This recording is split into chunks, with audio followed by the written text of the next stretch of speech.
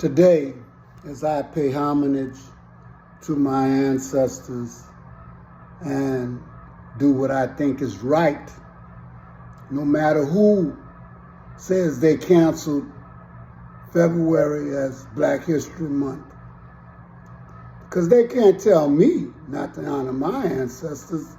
I don't care what paper you sign. I'm going to do this anyway. Other cultures, they put their ancestors on Mount Everest. They make big statues of Confederates and people who wrote us out of the Constitution, enslaved us and did all kind of things. And just because we are who we are, somebody thinks that they can take away the greatness of our ancestors and that we won't celebrate it. You won't, but I certainly will. I'm going to start off telling you that today is going to be about good and evil. And I'm going to let somebody who originally talked about this, but I'm going to mention some people before we do, because this is what we do when we care about our ancestors. This whole month is supposed to be inspired by Carter G. Woodson. But in doing some more research, this wasn't a month at first. And it probably didn't start off as a week, Black History Week. It was an idea. It was a cell, okay, that grew into something bigger. Negro History Week is what became Negro History Month. Carter G. Woodson is supposed to be responsible for that. But do you know that the minister who significantly helped Carter G. Woodson establish Negro History Week, that later evolved into Black History Month, was Reverend Jesse E. Moreland.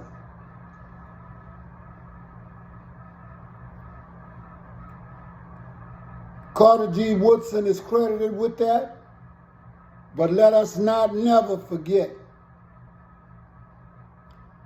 those that lurk in the background that help you do the things that you honored for. Toni Morrison, sorry to say that she passed on in 2019. Yesterday I talked about Mr. Neely Fuller, who seemed to put Dr.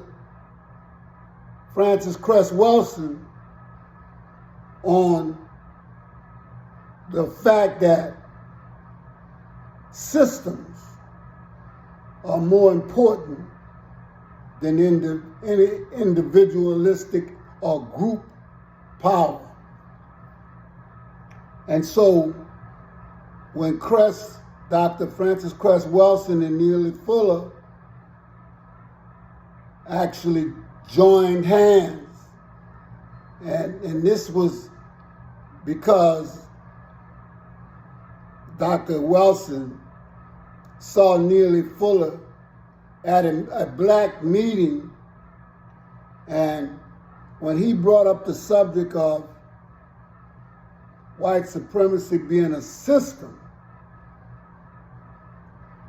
then she had something in which she could make it grow into something like the Crest theory, okay?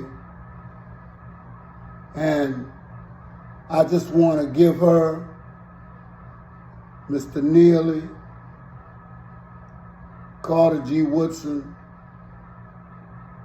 the homage, the respect that they're due. Now, I'm sorry for talking so long, but we can never let anybody cancel what others have started.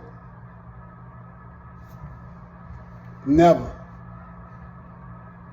We're the only ones that do that.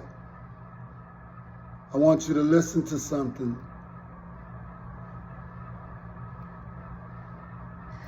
And when you think of shooting somebody in the back because you're scared, think about that.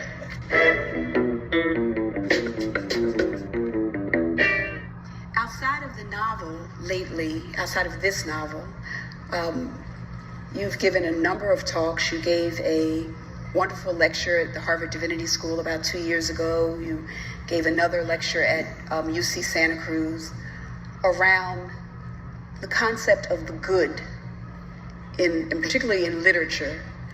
And I think I see you working through some ways of representing the good here. But what made you interested in that as an idea, as a concept?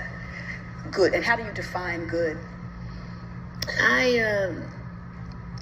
For years now, I've been just bored with evil.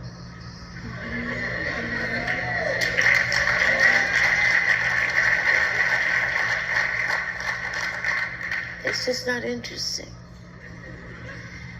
You can always, yeah, okay, blood, guts, whatever.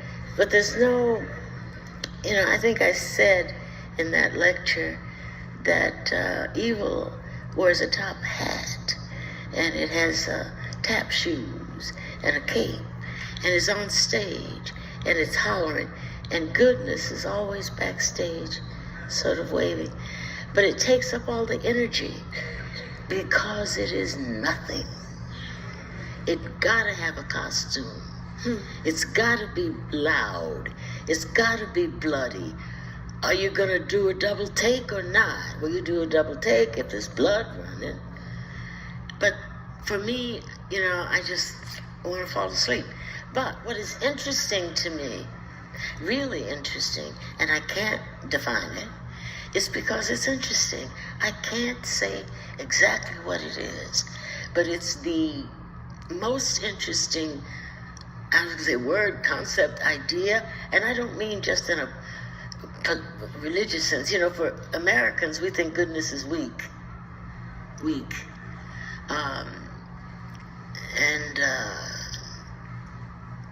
Even in this recent sort of spate of police people shooting young men and saying they did it, they know it's not true, but they say they did it because they thought their life was in danger.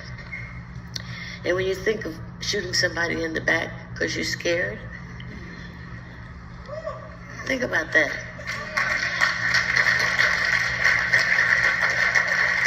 They're running that way, away from you, because they're scared, and you shoot them because you're afraid for your life.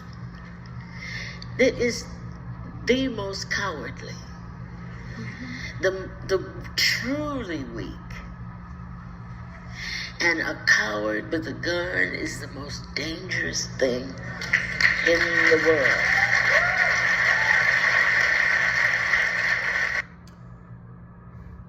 As said by our beloved Toni Morrison, who passed on in 2019.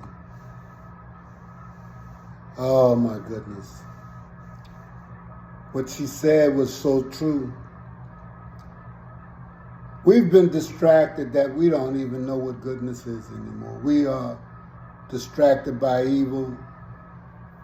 We are bombarded by evil messages, evil people, so that we become what we eat.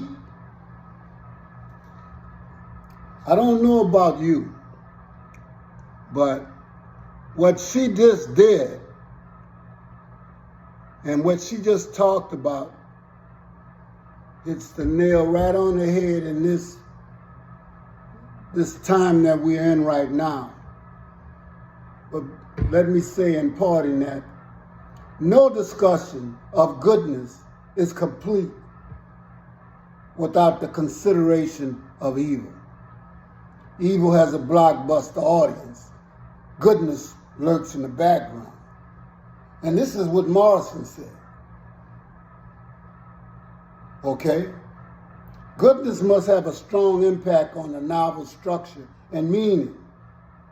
Added that she tries to depict goodness in this way in all her writings. What struck me the most, said an onlooker and somebody in the audience, was how evil is given a vivid voice where goodness bites its tongue, like we do. Miss Morrison made me contemplate decisions I've made in the past where I bitten my tongue, not done what was right. She's telling us, and she sent us a message. You can't sit down here and let things happen and expect that everything is going to be okay. You have to get up off your ass.